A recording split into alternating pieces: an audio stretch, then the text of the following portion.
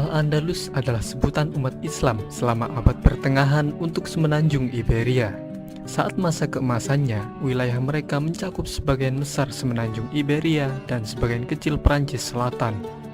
Saat di bawah pemerintahan Kekhalifahan Cordoba, Al-Andalus menjadi pusat pembelajaran, dan kota Cordoba yang saat itu adalah kota terbesar di Eropa menjadi salah satu pusat budaya dan ekonomi terkemuka di seluruh cekungan Mediterania, Eropa, dan dunia Islam. Al-Andalus menjadi pusat pendidikan utama untuk Eropa dan negara sekitar Laut Mediterania, serta menjadi jalan untuk pertukaran budaya dan karya ilmiah antara dunia Islam dan Kristen. Dan berikut ini adalah sejarah Al-Andalus selengkapnya.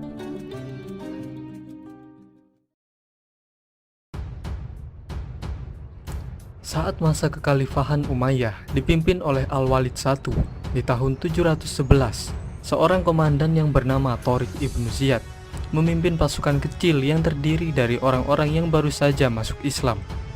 Mereka mendarat di semenanjung Iberia, kemudian berkemah di kaki gunung yang selanjutnya dinamai menurut namanya, Jabal Tariq atau Gibraltar. Pasukan Tariq berisi sekitar 7.000 penunggang kuda orang Berber, sedangkan penguasa wilayah itu, Raja Roderick, mengumpulkan pasukan yang berjumlah 100.000. Namun sebagian besar pasukan tersebut tidak terlalu loyal pada Raja Roderick. Singkat cerita, Tariq akhirnya bisa memenangkan pertempuran yang menentukan ketika Roderick dikalahkan dan dibunuh pada tanggal 19 Juli di pertempuran Guadalete. Kemudian Tariq membagi pasukannya menjadi 4 divisi yang kemudian menaklukkan Cordoba di bawah komando Mughith al-Rumi. Begitu pula dengan Granada dan kota-kota lain. Sementara itu, Tariq tetap menjadi kepala divisi yang menaklukkan Toledo. Setelah itu, pasukan tersebut terus bergerak ke utara sampai ke Guadalajara dan Astorga, dan akhirnya sebagian besar semenanjung Iberia menjadi salah satu provinsi Kekhalifahan Umayyah yang disebut Al-Andalus. Namun pada tahun-tahun setelah penaklukan, hubungan antara orang Arab dan Berber di Al-Andalus menjadi tegang, karena terdapat perbedaan kasta di antara kedua etnis tersebut. Suatu ketika populasi etnis Berber jauh melebihi jumlah orang Arab di provinsi baru itu, dan kebanyakan orang Berber telah turut serta pada sebagian besar pertempuran, dan mereka juga diberi tugas yang lebih keras, misalnya menertibkan daerah-daerah yang bermasalah. Sampai pada tahun 729 Masehi, komandan Berber yang bernama Munus telah memberontak dan berhasil membentuk negara sendiri di Cerdanya untuk sementara waktu.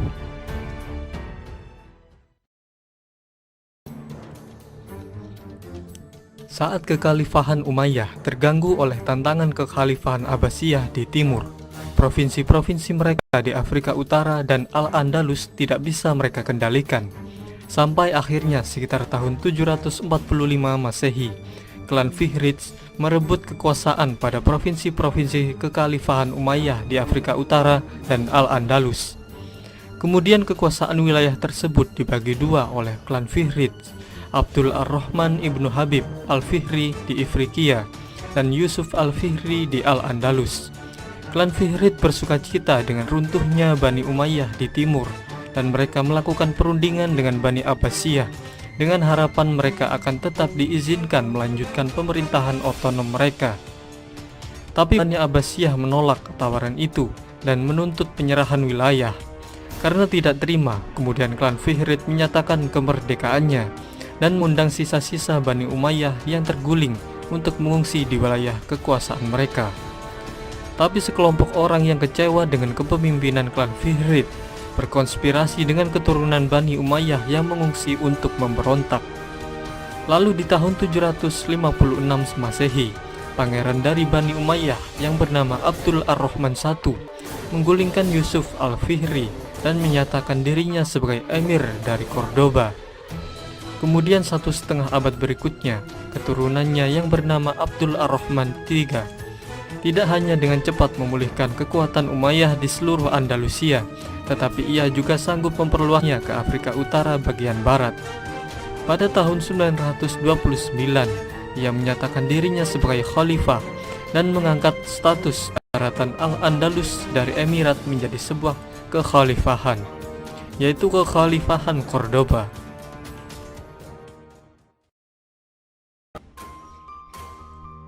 Pada periode kekhalifahan inilah Al-Andalus mencapai zaman keemasannya dengan menerapkan sistem pertanian dan kebijakan ekonomi yang baru, membuat daerah di sekitar Cordoba dan beberapa kota di Andalusia menjadi daerah dengan ekonomi pertanian yang paling maju di Eropa saat itu. Dan hal ini juga memicu revolusi pertanian di Jazirah Arab. Di antara kota-kota Eropa, kota Cordoba yang ada di bawah kekhalifahan dengan populasi sekitar 500.000 orang akhirnya menyalip Konstantinopel sebagai kota terbesar dan paling makmur di seantero Eropa. Dalam dunia Islam, Cordoba adalah salah satu pusat budaya terkemuka. Karya para filsuf dan ilmuwannya memiliki pengaruh besar pada kehidupan intelektual Eropa di abad pertengahan. Muslim dan non-muslim sering datang dari luar negeri untuk belajar di perpustakaan dan universitas terkenal di Andalusia. Salah satu ilmuwan barat yang terpengaruh oleh ilmuwan Andalusia adalah Michael Scott yang membawa karya Ibn Rus atau Averroes dan Ibn Sina atau Avicenna ke Italia. Peralihan gagasan ini tetap menjadi salah satu yang terbesar dalam sejarah dan secara signifikan mempengaruhi pembentukan periode Renaissance di Eropa.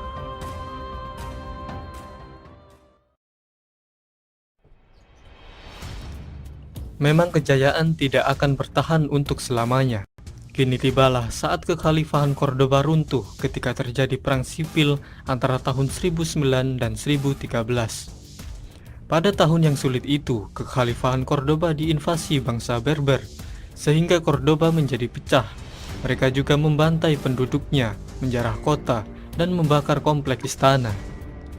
Dan di tahun 1031, Al-Andalus pecah menjadi sejumlah negara-negara kecil dan negara besar yang berpengaruh disebut Taifas. Setelah tahun 1031, Taifas terlalu lemah untuk mempertahankan diri dari serangan dan tuntutan upeti dari negara-negara Kristen di utara dan barat, yang dikenal oleh umat Islam sebagai bangsa Galicia. Akhirnya beberapa negara-negara pecahan kekhalifahan Cordoba itu ditaklukkan oleh bangsa Galicia, sehingga para raja Taifah yang masih merdeka mencari bantuan ke bangsa Berber di Afrika Utara, tapi mereka dicaplok juga oleh bangsa Berber. Dari pertengahan abad ke-13 hingga akhir abad ke-15, satu-satunya wilayah yang tersisa dari Al-Andalus adalah Emirat Granada yang menjadi benteng muslim terakhir di semenanjung Iberia. Emirat ini didirikan oleh Muhammad ibnu Al-Ahmar pada tahun 1230 dan diperintah oleh dinasti Nasrid, dinasti yang paling lama memerintah dalam sejarah Al-Andalus. Tapi Emirat Granada masih harus mengirim upeti kepada kerajaan Kastil. Kota Granada juga berfungsi sebagai tempat perlindungan bagi muslim yang melarikan diri selama Reconquista atau penaklukan ulang oleh kerajaan-kerajaan Kristen. Saat itu Granada menerima banyak muslim yang diusir dari daerah-daerah yang dikuasai Kristen, sehingga mereka memperbesar kota, bahkan sampai menjadi salah satu kota yang terbesar di Eropa sepanjang abad ke-15 dalam hal populasi.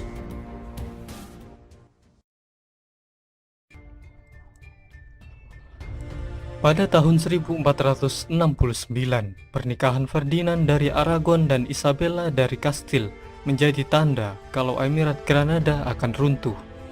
Karena raja dan ratu itu meyakinkan Paus Sixtus IV untuk menyatakan perang kepada Granada sebagai perang salib. Lalu serangan pun dilancarkan, sampai akhirnya pada tanggal 2 Januari tahun 1492, setelah pengepungan yang panjang, Sultan terakhir dari Emirat Granada, Muhammad XII, menyerahkan kota beserta seluruh isinya. Kini umat Islam yang bermukim di kerajaan Kastil berjumlah 500.000, namun setelah musim gugur, 100.000 orang telah meninggal atau diperbudak, 200.000 orang beremigrasi, dan 200.000 orang tetap sebagai masyarakat minoritas. Banyak elit muslim termasuk Muhammad XII telah diberi area Gunungan Alpujarras sebagai kerajaan. Di tahun itu, kaum muslim di Granada masih diizinkan untuk terus mempraktikkan agama mereka. Tapi di tahun 1502, raja-raja Katolik memaksa semua muslim yang hidup di bawah kekuasaan Kastilia berpindah agama. Kemudian keturunan muslim menjadi sasaran pengusiran dari Spanyol antara tahun 1609 dan 1614. Akhirnya sekitar tahun 1727, setelah terjadinya tragedi penuntutan massal, Islam asli dianggap telah padam di Spanyol.